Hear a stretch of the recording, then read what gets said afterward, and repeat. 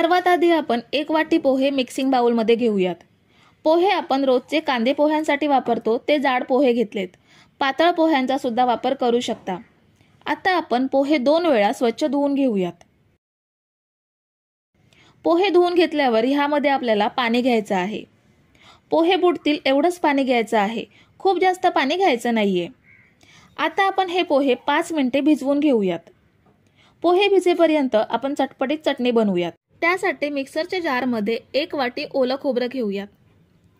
अर्धी वाटी कोथिंबीर स्वच्छ धुवून कापून घेऊन ती ॲड केली। तिखट हिरव्या मिरच्या 3 घेतल्यात। मिरच्यांचं प्रमाण तुम्ही आवडीनुसार कमी जास्त करू शकता। 1 इंच एवढं आलं स्वच्छ धुवून कापून घेतलंय। 7 ते 8 लसणीच्या पाकळ्या घेऊयात। 1 टीस्पून जिरा घ्यायचा आहे। 1 चमचा साखर घेऊयात। चवीनुसार मीठ घ्यायचं आहे आणि अर्धा लिंबाचा रस ॲड करूयात। लिंबाचा रस आणि साखर वापरल्यामुळे चटणीला छान चटकदारपणा येतो। आता थोडंसं पाणी घेऊन आपण हे छान बारीक वाटून घेऊयात।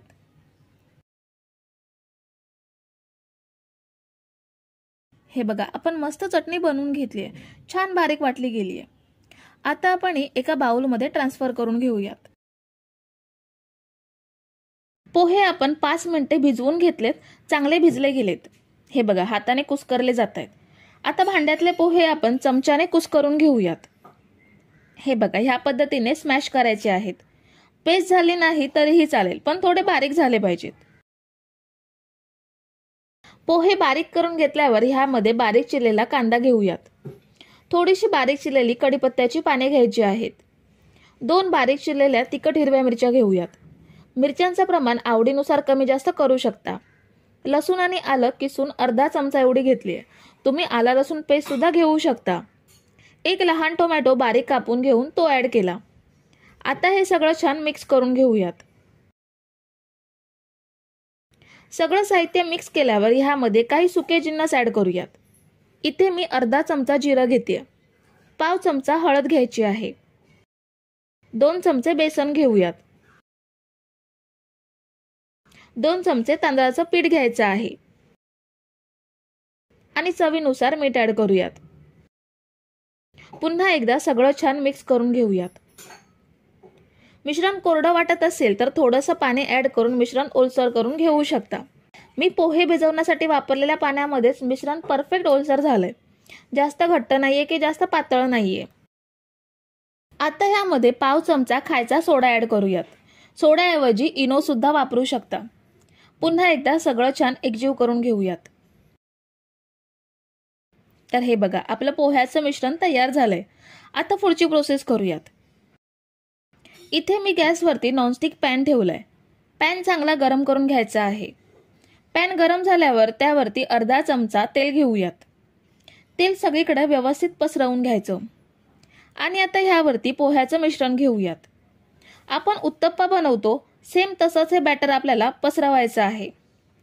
बॅटर पसरवून झाल्यावर आपल्याला हा उत्तप्पा 2 मिनिटे तरी एका बाजूने चांगला भाजून घ्यायचा आहे। पॅनमध्ये आजूबाजूला असलेलं तेल उत्तप्प्यामध्ये घेऊयात, म्हणजे त्याच्या कडा लवकर मोकळ्या होतील आणि उत्तप्पा पलटी करायला सोपा जाईल। तर आता साधारण 2 ते 2.5 मिनिटे एका बाजूने चांगला भाजून घेतलाय। आता हा पलटी करूयात। दुसरी साइड सुद्धा आपल्याला छान भाजून घ्यायची आहे। तुम्ही जर इथेपर्यंत रेसिपी बघताय तर तुम्हाला एक विनंती आहे की व्हिडिओला एक लाईक जरूर करा। तर दुसरी साइड सुद्धा 2 मिनिटे मीडियम गॅसवरती भाजून घेतलीये। आता आपण हा उत्तप्पा पॅन मधून काढून घेऊयात आणि शिल्लक मिश्रणाचे उत्तप्पे सुद्धा असेच बनवून घेऊयात। तर हे बघा, आपल्या पोह्याचा मस्त आणि झटपट नाश्ता चटणी सोबत खाण्यासाठी तयार आहे।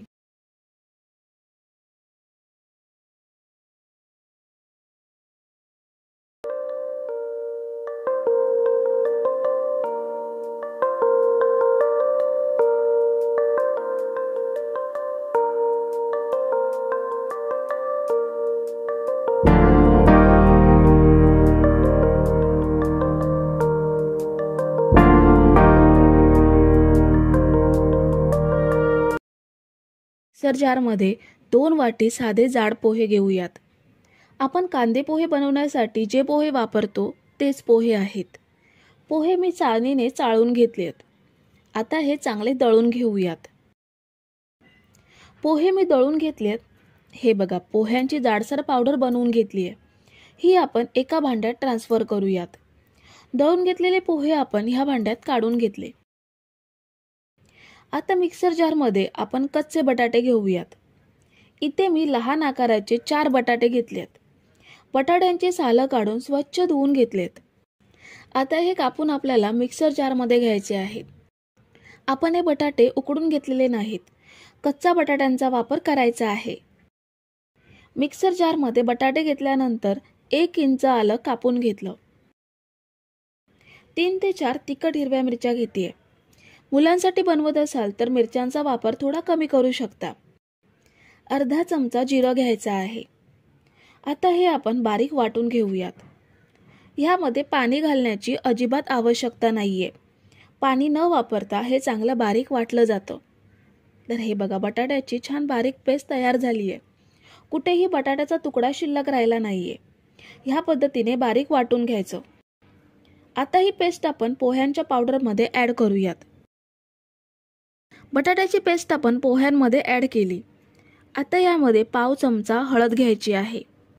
अर्धा चमचा लाल मिरची पावडर घेऊयात. आपण हिरव्या मिरच्या सुद्धा वापरलेल्या आहेत. त्याचा अंदाज घेऊन लाल मिरची पावडर ॲड करायची. 2 ते 3 चिमूट एवढा हिंग घेऊयात. अर्धा चमचा ओवा घ्यायचा आहे. चवीनुसार अर्धा चमचा मीठ ॲड केलं आणि बारीक चिरलेली कोथिंबीर ॲड केली. आता आपण हे सगळं साहित्य मिक्स करूयात. आपल्याला हे मिश्रण चांगलं मळून घ्यायचं आहे. ह्यामध्ये 2 चमचे तेल ॲड करूयात आणि हे चांगलं मळून घेऊयात.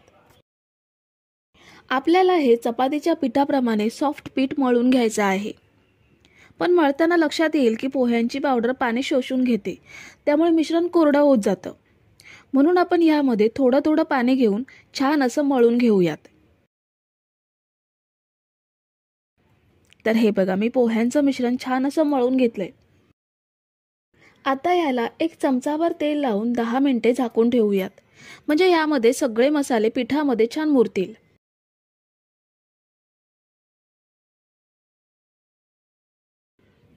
तर हे पोह्याचं मिश्रण मळण्यासाठी मला पाव वाटी एवढंच पाणी लागलेलं आहे. तर 10 मिनिटे आपण हे पीठ छान मुरवून घेतलंय. हे पीठ साधारण 1 मिनिटभर पुन्हा मळून घ्यायचं. मिनिटभर मळून घेतल्यानंतर थोडं थोडं मिश्रण घेऊन ह्याच्या पोळ्या लाटून घ्यायच्या. पोळपाटावर गव्हाचं पीठ पसरवून चपातीपेक्षा किंचित जाडसर पोळी लाटून घ्यायची. पोह्याची पोळी असल्यामुळे यांच्या कडा प्लेन येत नाहीत. पण याला गोल आकार देण्यासाठी मी इथे डब्याचं झाकण घेते. ह्या पद्धतीने छान गोल आकार कापून घ्यायचा. आता ही पोळी आपण पॅनवरती भाजून घेऊयात. मध्यम आचेवरती आपल्याला ही पोळी खमंग अशी भाजून घ्यायची आहे. तुमची पोळी पॅनला चिकटत असेल तर सुरुवातीला थोडंसं तेल पसरवून घेऊ शकता. आवडीनुसार तेल किंवा तूप लावून पोळी दोन्ही साईडला खमंग खरपूस भाजून घ्यायची. याच पद्धतीने बाकीच्या पोळ्या भाजून घेऊयात. तुम्ही जर इथेपर्यंत रेसिपी बघताय तर तुम्हाला एक विनंती आहे की व्हिडिओला एक लाईक जरूर करा. तर हा बघा, आपले पोहे आणि कच्चे बटाटे वापरून तयार केलेला खमंग नाश्ता तयार आहे. ह्याला तुम्ही पोह्याचा पराठा सुद्धा म्हणू शकता. चवीला खूप छान अप्रतिम लागतो. तुम्ही हे पोह्याचे खमंग पराठे चटणी किंवा दही सोबत सुद्धा खाऊ शकता.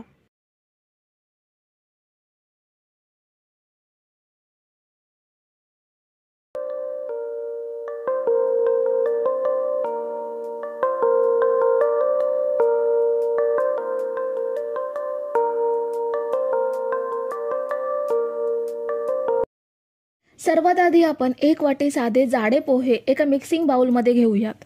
हे आपले नेहमीचे जे कांदे पोहे बनवण्यासाठी वापरतो तेच पोहे आहेत. पोहे आपण 1 ते 2 वेळा स्वच्छ धुवून घेऊयात. पोहे स्वच्छ धुतल्यानंतर आपल्याला हे पोहे गाळणीवरती पसरवून 5 ते 7 मिनिटे असेच ठेवायचे आहेत. यामुळे पोह्यातील पाणी गाळून निघेल आणि पोहे मऊ सुद्धा होतील. तर 7 मिनिटे पोहे आपण असेच गाळणीवरती ठेवलेले. त्यातील सगळं पाणी निघून गेलंय आणि पोहे कोरडे झालेत. आता हे पोहे आपण मिक्सिंग बाउलमध्ये घेऊयात. पोहे आपल्याला हाताने थोडेसे स्मॅश करून घ्यायचे आहेत. पोहे स्मॅश करून घेतल्यानंतर 2 चमचे कॉर्नफ्लोअर ॲड करूयात. कॉर्नफ्लोअर नसेल तर 2 चमचे तांदळाचं पीठ सुद्धा घेऊ शकता.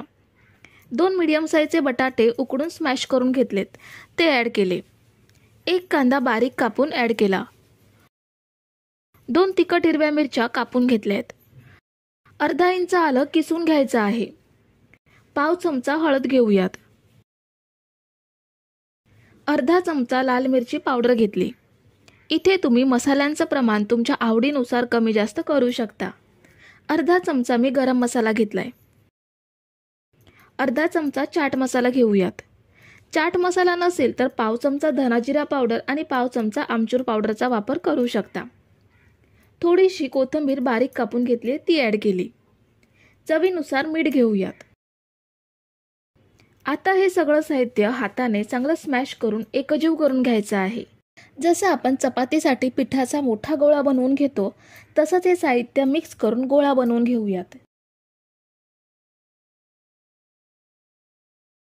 तर हे बघा, मी सगळं साहित्य मिक्स करून असा गोळा तयार करून घेतलाय. आता याचे आपण लहान लहान गोळे करून यांना टिक्कीसारखा आकार द्यायचा आहे. चपातीच्या गोळ्यापेक्षा थोडा लहान गोळा घ्यायचा आणि त्याला ह्याप्रमाणे फ्लॅट करून टिक्कीसारखा आकार द्यायचा. सगळ्या मिश्रणाचे असेच लहान लहान गोळे बनवून घेऊयात. तर हे बघा, मी सगळ्या मिश्रणाचे लहान लहान गोळे बनवून घेतलेत. एका मिक्सिंग बाउलमध्ये आपल्याला 2 चमचे कॉर्नफ्लोअर घ्यायचा आहे. इथे सुद्धा तुम्ही कॉर्नफ्लोअर ऐवजी तांदळाच्या पिठाचा वापर करू शकता. 1 चमचा मैदा घेऊयात आणि अर्धी वाटी आपल्याला पाणी घ्यायचं आहे. आता हे पाण्यामध्ये सगळं छान एकजीव करूयात. तर हे बघा, आपले कॉर्नफ्लोअर आणि मैद्याची स्लरी तयार झाली आहे. आता यामध्ये बनवलेल्या टिक्की बुडवून घेऊयात. एक एक टिक्की स्लरीमध्ये बुडवून घ्यायची आणि त्यानंतर ब्रेडक्रम्समध्ये घोळवून घ्यायची. ब्रेडक्रम्स ऐवजी रवा सुद्धा वापरू शकता.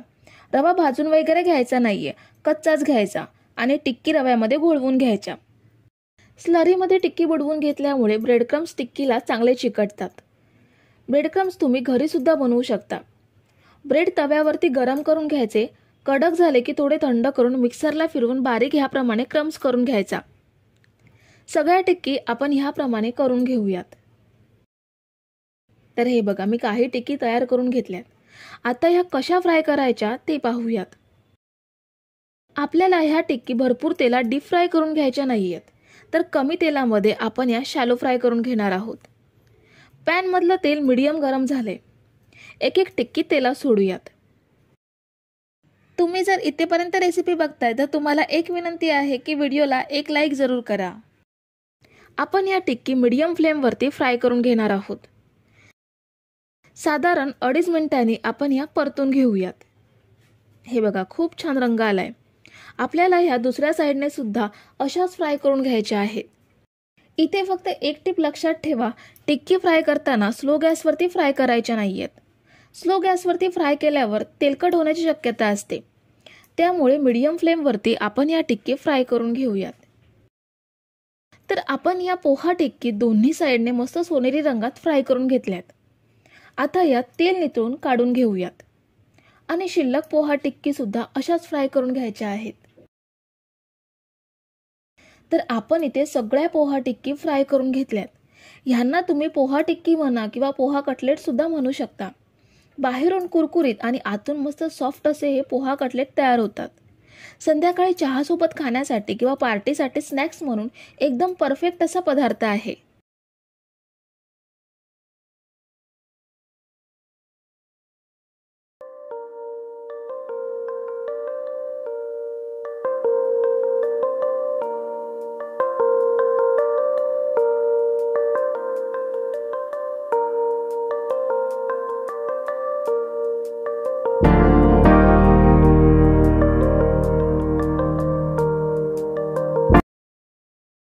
सर्वात आधी आपण मिक्सिंग बाउलमध्ये 1 वाटी पोहे घेऊयात. हे मी साधे पोहे घेतले, जे कांदे पोह्यांसाठी वापरतो तेच आहेत. तुमच्याकडे चिवड्याचे पातळ पोहे असले तर ते सुद्धा घेऊ शकता. आपल्याला हे पोहे चांगले धुवून घ्यायचे आहेत. ह्यामध्ये 2 वेळा पाणी घेऊन पोहे स्वच्छ धुवून घेऊयात.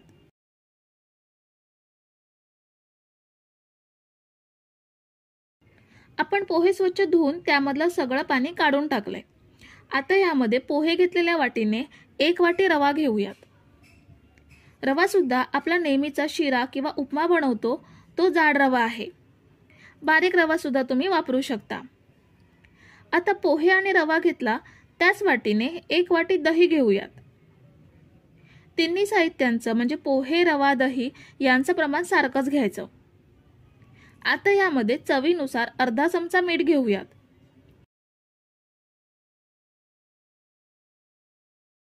आणि सेम त्याच वाटीने अर्धी वाटी पाणी घेऊयात. ह्या वाटीने दही घेतलं होतं त्यामुळे पाणी पांढरं दिसतंय. आता आपल्याला हे छान मिक्स करून घ्यायचं आहे. रवा आणि पोहे आपल्याला छान भिजवून घ्यायचे आहेत.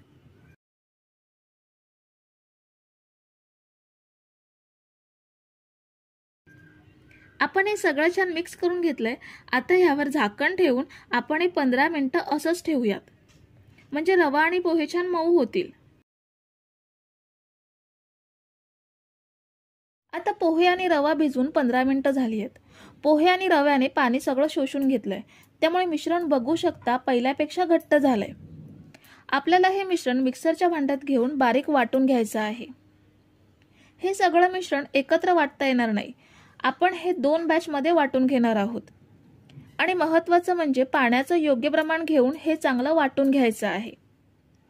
आपण 2 बॅचमध्ये वाटून घेणार आहोत म्हणून 2 समान भाग करूयात. आता एका भागातलं मिश्रण भांड्यात घेऊयात.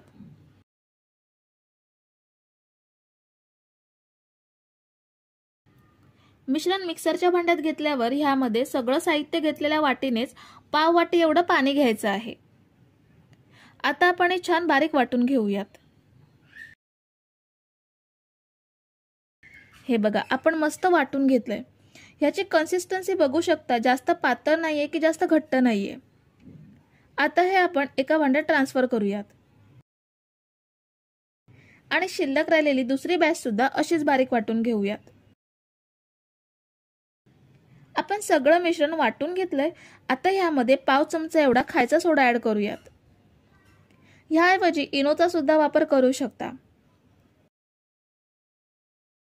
आता हे सगळं आपल्याला अर्धा मिनिट चांगलं मिक्स करून घ्यायचं आहे. अर्धा मिनिट फेटल्यावर मिश्रण छान हलकं होतं आणि डोशाला मस्त जाळी पडते.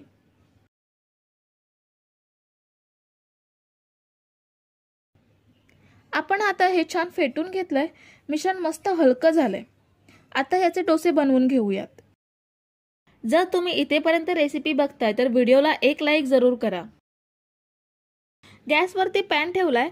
गॅसची फ्लेम मीडियम ठेवायची. आणि आता ह्यावर डोशाचं बॅटर घेऊयात.